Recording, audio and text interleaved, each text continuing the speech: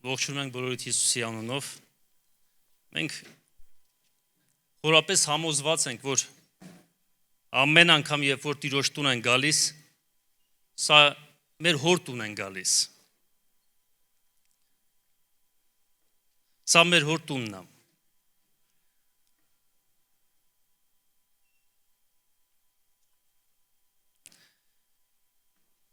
Բաներ կան մեր կյանքի մեջ, որ մեզ անընդհատ ինչ-որ բաների մասին հիշացնում են։ Օրինակ, ես առաջ ուրիշ տան բնակարանի մեջ էի ապրում եւ ամեն անգամ, երբ որ նոր ենք տեղափոխվել, ամեն անգամ տան կողքով անցնելուց հիշում եմ, որ ես տեղ ապրել եմ։ Կամ հիմա իմ հայրական տան կողքով անցնելուց հիշում եմ, որ ես իմ մանկությունը այնտեղ անցկացրել եմ։ Իմ մանկությունն եմ այնտեղ անցկացրել։ Եվ էլի լիքը նման բաներ կա, որոնք մենք հիշում ենք եւ նորից սկսում ենք այդ անցյալը վերապրել։ Բայց բաներ կա, որ ավելին են ուղակի հիշողությունից կամ վերապրելուց։ Օրինակ, երբ որ գնում ես թաղման տեղը, դու չես վերապրել այդ իրավիճակը, բայց դու հասկանում ես, որ մի օր դու դրան հանդիպելու ես։ Այսինքն դա էլ է հիշողության հետ կապված։ Կարծես ինչ-որ մեկը քեզ հիշեցնի, որ բոլորիս վերջը այդտեղ է։ Եվ Աստծո խոսքի մեջ էլ բազում տեղեր կա, որ Աստված մեզ ինչ-որ բաներ է հիշացնում։ Բաներ կա, մենք արդեն դրա մեջով անցել ենք եւ կարիք ունենք վերհիշելու, որոշ բաներ կա, որոնք չենք անցել եւ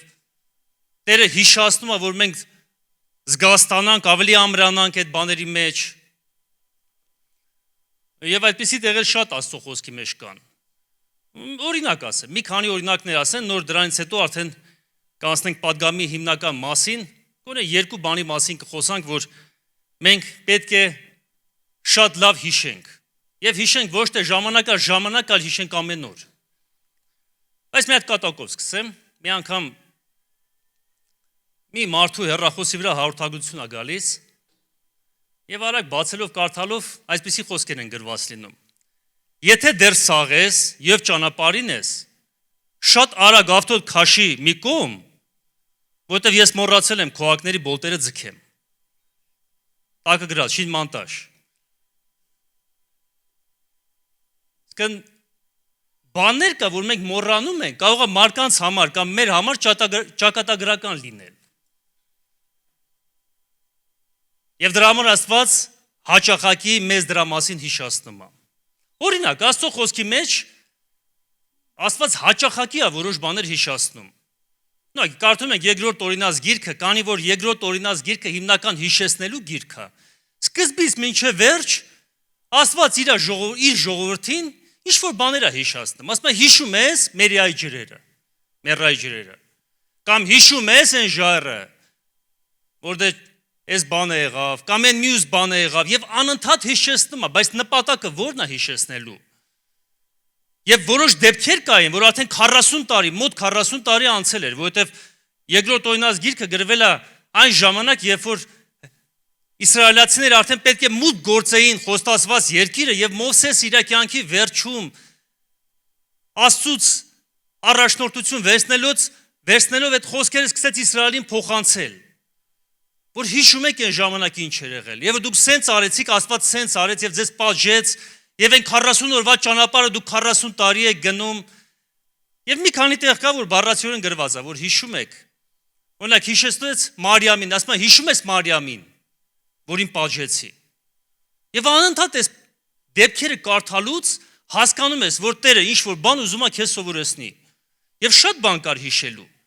Բայց հավատում եմ, որ Տերը շեշտադրում էր անում կարևորագույն բաների վրա։ Եթե Մարիամին ասեց հիշում ես, նշանակում էր, որ այդ ապստամբությունը, որը կար Մարիամի մեջ Մովսեսի նկատմամբ, շատ անհաճելի գործ էր Աստծո համար։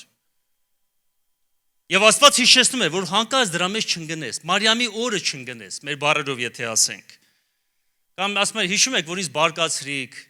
կամ հիշում ես, որ ամաղեկը այն ժամանակ, երբ որ դու թույլ էիր, քո վրա հարձակվեց, եւ կարող ենք այս ցուցակը շատ շարունակել։ Եվ եթե ցուցակը շատ շարունակենք, այսօրվա իմ падգամը չի վերջանա։ Բայց Աստվածաշնչից գոնե երկու տեղ եմ ուզում միասին նայենք, որտեղ Տերը մեզ պատվիրում է, որ մենք պետք է անընդհատ դա հիշենք։ Եվ առաջինը գրված է ոչ թե երկրորդ Տոյնացի մեջ, այլ առաջի Պետրոս թղթի մեջ։ Առաջի Պետրոս առաջի գլխի 17 խոսքից եւ 24 խոսքը միասին կարդամ։ Նաեւ մի երկու համար արդեն այս կետի մեջ ավելացնեմ։ Եթե հայր կկոչեք նրան, որ առանց աչառության կդատե ամեն մեկը իր գործի համեմատ, ուրեմն ձեր պանդխտության ժամանակը վախով անցկացրեք։ Գիտնալով, որ դուք ոչ թե ապականացու արծաթով կամ ոսկիով փրկվեցաք, որ ձեր հայրերից ստացաք անուղիղ ճանապարհներով, ապա Հիսուս Քրիստոսի պատվական արյունովը, որպես թե ամբից եւ անառատ գառի։ Եվ 24 խոսքը։ Վասնձի ամեն մարդին խոտի պես է, եւ մարդու բոլոր փառավորությունը խոտի ծաղկի պես։ Խոտը կչորանա եւ նրա ծաղիկը կթափվի։ Եվ իմ մոտ այսպես են վերնագրել. հիշում ես, որ դու պանդուխտ ես երկրի վրա։ Եթե ուշադրություն դարձրեցիք եւ 17-րդ խոսքի մեջ եւ 24 խոսքի մեջ այս միտքը կար, որ դու պանդուխտ եւ օտարական ես այս երկրի վրա։ Եվ մենք հաճախակի մեզ այս միտքը հիշեցնելու կարիք ունենք, որ դու այստեղ սեփականատեր չես, որ դու այստեղ հավիտյան չես բնակվելու, որ ինչպիսի նախաձեռնություն կամ գործ, որ ձեռնարկես քո կյանքի մեջ, մի օր վերջանալու է այդ բաները, մի օր կյանքին հրաժեշտ ես տալու, եւ Աստված քեզ համարում այս երկրի վրա պանդուխտ եւ օտարական։ Եվ գիտեք, Տերը ուզում է, որ դու էլ քեզ այդպես համարես։ Դու քո վրա պանդուխտի եւ օտարականի համարում ունենաս այս երկրի վրա ապրելով։ Այսինքն դու այստեղ սեփականատեր չես, դու պանդուխտ ես, դու ժամանակավոր ես, դու խոտի պես ես, ինչպես որ Աստծո խոսքն ասում, խոտի ծաղկի պես, որ մի օր կա փառավ իր ոչ փառքի մեջ, բայց մի քանի օրից տեսնում ես արդեն իր փառքը գնաց իրանից։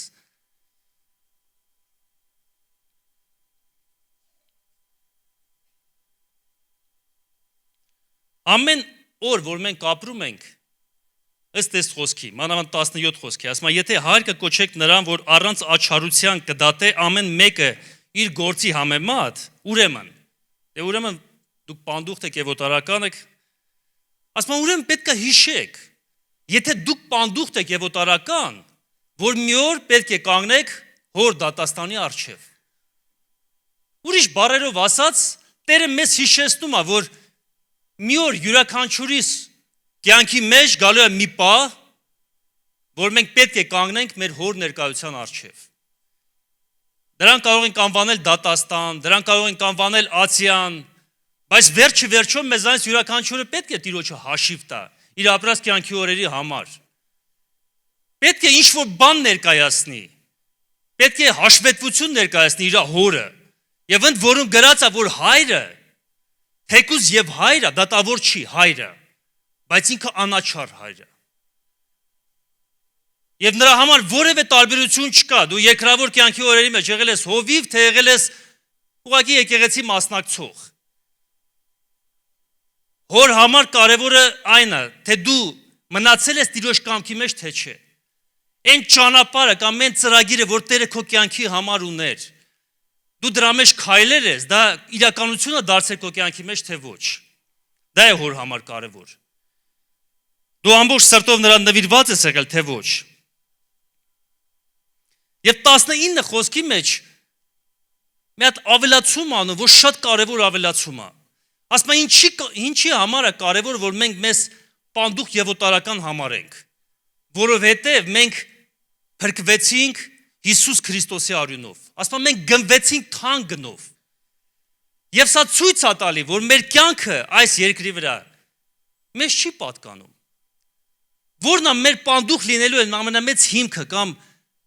գրավականը, որովհետև մենք գնվեցինք Քրիստոսի պատվական արյունով։ Մեր կյանքը մերը չի։ Եվ Աստված ուզում է, որ այս երկրի վրա մենք լինենք պանդուխտի պես։ Որովհետև Աստված մեզ համար ուրիշ բաժին ունի։ Եվ բերեք ընդունենք ավելի փառավոր բաժին, քան թե այս երկիրը։ Օրինակ, անկեղծ ասեմ, ես չի ուզենա 900 տարի այս երկրի վրա ապրեմ։ Մի քանի տարի ենք ապրում երկրի վրա եւ այնպիսի բաներ ենք լսում, որ մեր սիրտը նեղվում է մեր մեջ։ Մենք միգուցե Ադամի համար նորմալ է, որ Ադամը կամ Նոյը արդեն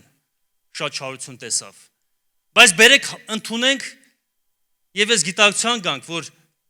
այսօր շատ ավելի մեծ մեղք կա երկրի վրա եւ պղծություն կա, քան թե նույնիսկ Նոյի ժամանակ։ Այսօր երկիրը ավելի շատ է մեղքի մեջ թաթախված, պղծության մեջ, անօրինության մեջ թաթախված, քան թե Ադամի օրերի մարդիկ։ Որտեղ մարդիկ այն ժամանակ միգուցե չէին հասցրել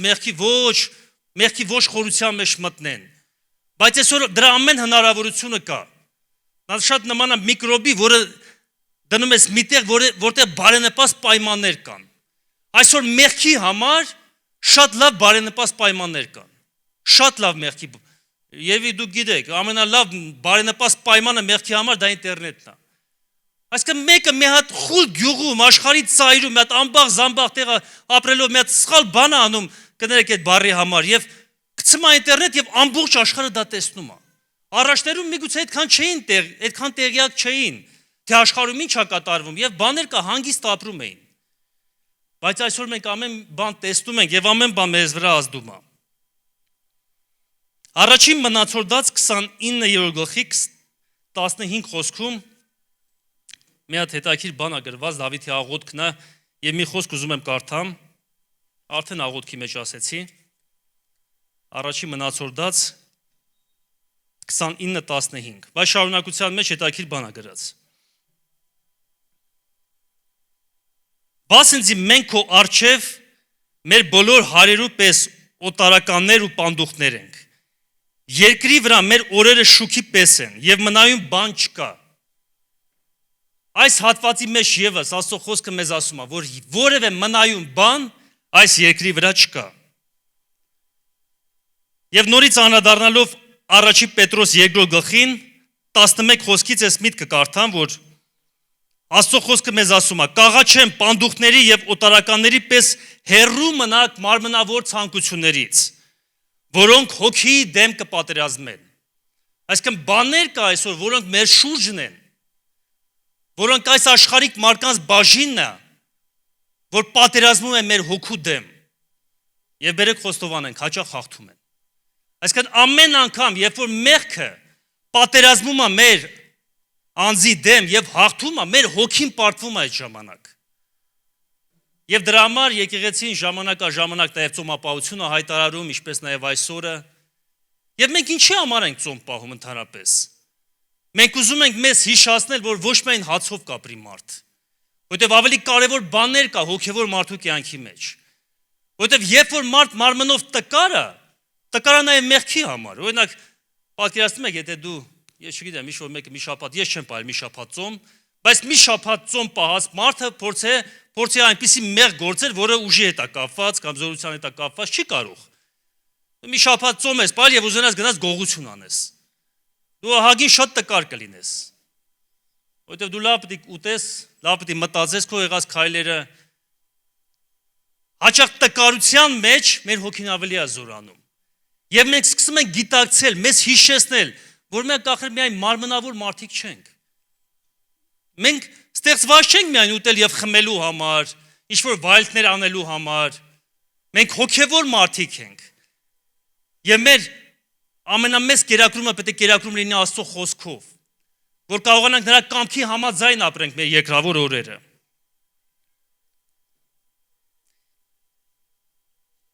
Եփեսացիս 2 գլխի 19 խոսքում գրված է. Սրանից հետո դուք օտարներ եւ պանդուխ չեք, այլ սուրբերի քաղաքակիցներ եւ Աստծո ընտանիքը։ Գիտեք, երբ որ մենք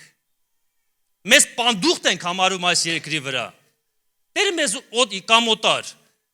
Տերը մեզ այսպես չի թողնում։ Եթե դու այստեղ քեզ պանդուխտ ես համարում, ըստ Աստծո խոսքի նշանակում է, որ դու Աստծո ընտանիքի անդամ ես դառնում։ Եվ դու հարազատ ես դառնում կամ բարեկամ ես դառնում Աստծո ողջ համայնքին։ Դու նրա ընտանիքի մասն ես դառնում։ Եթե ինչ որ մեկ այնպես ապրում իր երկրավոր կյանքը, որ ինքը այստեղ բարեկամ է աշխարհին, ես չեմ հավատում, որ ինքը երկնքի արքայության մեջ Աստծուն բարեկամ կլինի։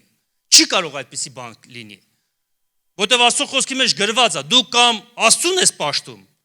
կամ էլ մամոնային ես պաշտում։ Այսինքն դու մեկ բարեկամ կարող ես ունենալ, հիմնական բարեկամի մասն է խոսքը։ Եվ եթե ինչ-որ մեկը աշխարհում այնպես ապրում, որ աշխարհը իր համար այն հանգստի վայրը կամ ինքը բարեկամություն է անում աշխարհի հետ, ընկերություն է անում, սա նշանակում է, որ ինքը Աստծո հետ բարեկամ չի։ Եվ ինքը երկրային արքայության մեջ բաժին չունի։ Եվ ձեզ ասեմ, որևէ կապ չունի այդ մարդը գալիս է եկեղեցի թե ոչ։ Որևէ կապ չունի։ Այդ մարդը քանի տարի է եկել եկեղեցի, նույնիսկ ինչ ծառայություն անում, որովհետև դու կամ Աստծո բարեկամն ես, կամ էլ աշխարհի բարեկամը։ Քո կյանքը կամ Տիրոջն է պատկանում, կամ էլ այս աշխարհին է պատկանում։ Դու կամ այստեղ ես պանդուխտ, կամ էլ այնտեղ ես պանդուխտ, այսինքն անդե պանդուխտ չես լինում, դու անդե չես լինում գնելու։ Եվս մի համար կա, որ ես միտքը հաստատում եմ Եբրայեցիս 11-րդ գլխից 13 խոսքից, որ խոսում է Աբրահամի մասին, բայց բերեք սա կարդանք եւ երկու միտք կա, ստեղ էլ ասեմ ու անցնենք հաջորդ կետին։ Եբրայեցիս 11-րդ գլուխ, բոլոր շատ հայտնի համար 13 խոսքից մինչև 15-ը կարդանք։ Նրանք ամենքն էլ հավատքով մեռան, խոստումները չառած, ապա հերվից տեսան նրանք եւ ողջունեցին եւ խոստովանեցին, թե իրենք օտար եւ պանդուխներ են երկրի վրա։ Որովհետեւ նրանք, որ այնպիսի բաներ կխոսին, հայտնի կանեն, թե գավառը կփնտրեն։ Եվ հիրավի, եթե զանիկա հիշեին, ուրկից որտեղից որ ելան, ժամանակ ունեին այնտեղ դառնալու։ Մի փոքր բացատրեմ ես համարը։ Ասма կային մարդիկ, ովքեր հավատքով մեռան, այնպես էլ խոստումները չժառանգեցին եւ շարունակության մեջ այդ մարդկանց մասին շատ մանրամասն պատմում է։ Եվ ավելի մանրամասն գիտենք 5 տակարանի մեջ է խոսում, բայց թույլ տվեք։ Ստե մի քանի բառ կա գրած, ու եթե ուշադրություն դարձնենք։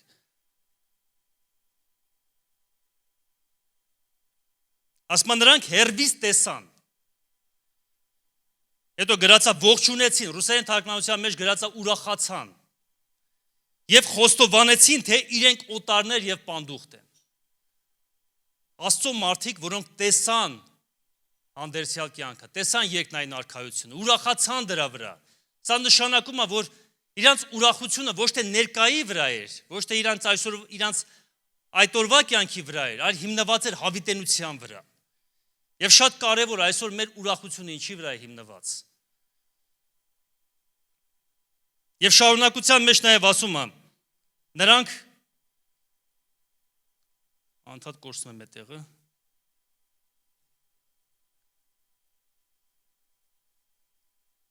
Քանզի նրանք, որ այդպիսի բաներ կխոսեն, հայտնի կանեն, թե գավառ ունեն իրենց համար պատրաստված, կամ գավառ կփնտրեն։ Եվ հիրավի, եթե բառը կա գրած, եւ ի ծոմից լավ չեմ տենում։ Եվ հիրավի, եթե նրանք հիշեին, որտեղից որ ելան, ժամանակ ունեին այնտեղ դառնալու։ Բայց հիմա լավագույն գավառի կփափագեն, այսինքն երկնավորին։ Ուստի ամոթ չի սեպում Աստված նրանց Աստված կոչվելը, որովհետև ինքը նրանց քաղաք պատրաստեց։ Եվ սա շատ կարևոր է, վերջի խոսքը մեզ համար։ Գրված է, որ Աստված ամոթ չի համարում այդ մարդկանց Աստված կոչվելը։ Երբ որ նայենք մեր կյանքի մեջ, ես եղել եմ ժամանակ, որ տեսել եմ, որ երբ որ ընկել եմ մեծ խալի մեջ, մի հատ դժվարության մեջ, որ միգուցե Աստված ամոթ համարի հիմա իմ Աստվածը կոչվելը։ Բայց Աստված մեզանով այն ժամանակա պարծենում, երբ որ մենք մեր երկնավոր կյանքը այնպես ենք ապրում, կարծես մենք օտարներ եւ պանդուխտ ենք այս երկրի վրա։ Երբ որ փորձում ենք շատ խորը արմատներ գցենք, երբ որ մոռանում ենք այս իրականությունը, այդ ժամանակ կարծես Աստված մեզանից երեսը թեքում է։ Իրականում նա պահում է մեզ, առաջնորդում է, բայց նրա պարծանքը այն մարդկանց մասին է կամ այն մարդկանց համար է, ովքեր իրանց այս երկրավոր կյանքը պանդխտության մեջ են անցկացնում։ Այսինքն իրանց ողջ ուշադրությունը երկինքն է։ Իրանց ողջ ուշադրությունը սա է, թե ինչպես անենք, որ այստեղից ինչ-որ բան այնտեղ փոխանցենք, որ յուրաքանչյուր խոսք, յուրաքանչյուր գործ, քո յուրաքանչյուր վարքը Աստծո համար արժեքավոր եւ պտղաբեր լինի, որ այնտեղ կարողանաս վարձատրվես մի օր Աստծուց։ Երկրորդ կետը, որի մասին ուզում եմ խոսամ,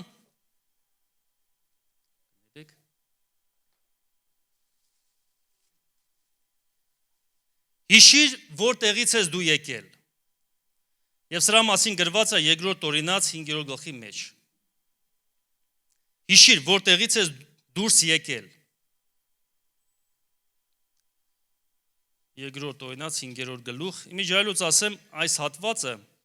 նույն բառերով համարյա երկրորդ օրինաց գրքի մեջ 7 անգամ Տերը մեզ հիշացնում է։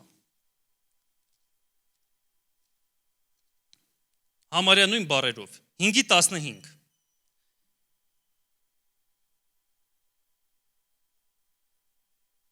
Միտքդ բեր, թե դու Եգիպտոսի երկրի մեջ ծառա ես եւ քո Տեր Աստվածը զորավոր ձեռքով եւ բարձր բազուկով քեզ այնտեղից հանեց։ Սրա համար քո Տեր Աստվածը քեզ պատվիրեց եւ այլն։ Եվ ընդ գրած է 10 պատվիրանները։ Ասում միտքդ բեր կամ հիշիր, որ դու Եգիպտոսի մեջ ծառա ես։ Շատ անգամ, երբ որ մենք մոռանում ենք, մենք որտեղից ենք դուրս եկել։ Ես շատ մարդիկ եմ տեսել, որ իրանց 5 կյանքով պարծեցել են։ Իրանք իրանց անհավատ ժամանակ ինչ-որ բան են արել եւ սկսել են պարծենալ դրանով։ Բայց Աստծո խոսքը մեզ ուրիշ բան է ասում։ Ասում է միտքդ բեր, թե դու որտեղից ես դուրս եկել։ Հիշիր, որ դու աշխարհի մեջ ծառա ես եղել։ Ես շատ հիշելու բան չունեմ աշխարհից, որովհետեւ 13 տարեկանում եմ ապաշխարել, դրանից հետո տենց խելոք իմ համար ապրել եմ, էլի մեր ընտանիքի մեջ։ Բայց մի հատ ուրիշ բան շատ լավ եմ հասկանում։ Եթե Աստծո ձեռքը ինձ չհասներ, ես շատ հիշելու բաներ կունենայի։ Այսինքն ես փոքր եմ եղել եւ մթովի գիտեք որտեղ եմ գնում եմ Եգիպտոս, իսրայելացիների տուն, ծնողները ստրուկ, գիշեր ցերեկ աշխատում էին, ինչ որ կերպ հացի փող էին հայթայթում իրանց զավակների համար, եւ ամեն մեկը միգուցե մի քանի երեխա ուներ, որ իրանց հայաթը խաղում էին իրար հետ,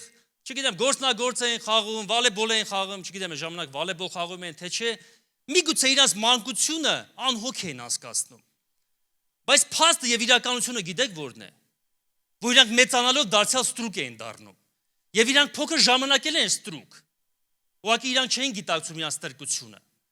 Եվ կապ չունի դու որ տարիքից ես հավատքի եկել։ Քո անցյալ կյանքը միգուցե ծնվել ես հոգևոր կյանքի մեջ, հոգևոր ընտանիքի մեջ։ Եվ մի օր հասունությունը խելքը գալով վրի Տիրոջը ընտրել ես որպես քո կյանքի Տերը եւ Թագավորը։ Բայց սա հիշիր, որ եթե դու այնտեղ մնայի թեկուզ փոքր, մեծանայի դու դարձած ստրուկ ես դառնալու աշխարհին։ Առանց Քրիստոսի մեզանից յուրաքանչյուրը եւ Աստծուն թշնամի էր, ինչպես գրված է նոկտակարանի մեջ, եւ մենք ստրուկ էինք։ Եվ Տերը մեզ անդադ ասում է, այս բանը հիշիր։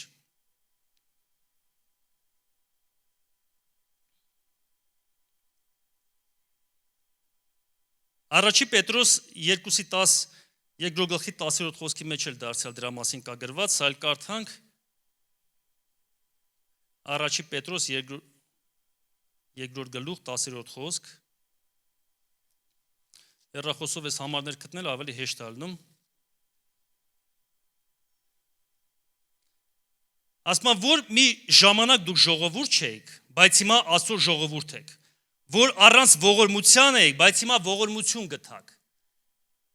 Այս հատվածի մեջ երկու կարևոր միտք կա գրված։ Կողմ, եթե կողմ ասենք ավելի լավ է։ Ասում մի ժամանակ դուք ժողովուրդ չէիք, բայց հիմա ժողովուրդ եք։ Մի ժամանակ դուք ողորմություն չունեիք, բայց այսօր ողորմություն ունեք։ Եվ սա մեզ է վերաբերվում։ Այն մարդիկ, ովքեր Քրիստոսին չունեն, Աստվածաշունչը իրանց անվանում է առանց ողորմության ժողովուրդ։ Կամ ընդհանրապես ասում է իրանք ժողովուրդ չեն, ես չգիտեմ ինչ են։ Բայց Տերը այսօր մեզ ժողովուրդ է համարում։ Իր սեփականությունն է համարում, իր ազգն է համարում, որովհետև մենք նրա ողորմությունը գտել ենք։ Եփեսացիս 2 գլխի 11 խոսքում գրված է. Հիշեք, որ դուք մի ժամանակ հեթանոս էիք։ Նայեք, քանի բանա թվարկում։ Ասում մի ժամանակ դուք հեթանոս էիք, առանց Քրիստոսին, վայ մարդուն որ առանց Քրիստոսի լինի։ Հեռացած Իսրայելի հասարակությունից, օտարացած խոստումի ուխտերից, հույս չունեիք եւ անաստված էիք։ Բայց հիմա եւ շարունակությունը լիքը բաներ է թվարկում։ Ասում է Հիսուս Քրիստոսի մարմնի միջոցով հաշտվեցիք Աստծո հետ։